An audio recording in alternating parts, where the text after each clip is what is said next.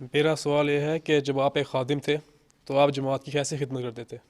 مجھے تو پتہ نہیں میں نے وہ خدمت کی ہے کہ نہیں، بہرحال جو ہمیں ہمارا افسر کہتا تھا، جو زعیم کہتا تھا، جو منتظم کہتا تھا، ہم کام کر دیا کرتے تھے۔ میں زعیم بھی رہا ہوں، میں منتظم اطفال بھی رہا ہوں، میں ناظم بھی رہا ہوں ربا کی مقامی مجلس میں، اور مرکز میں بھی رہا ہوں، محتمم کے طور پہ بھی رہا ہوں۔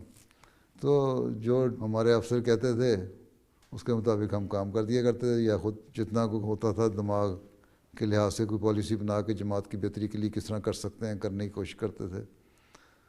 تو یہی کچھ ہوتا تھا۔ باقی کتنی اعلیٰ کی خدمت کی ہے تو مجھے نہیں پتا کہ اعلیٰ کام کیا کہ نہیں کیا، پر جو بھی کیا جتنا ہو سکتا تھا کرنے کی کوشش کی۔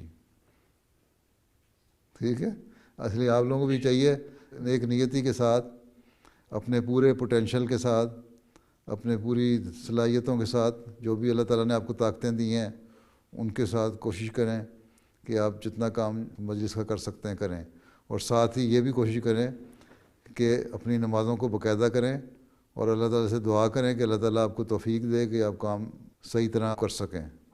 ٹھیک ہے، تو اللہ سے مدد مانگیں اور نیک نیتی سے کام کریں، اس میں برکت پڑ جاتی ہے۔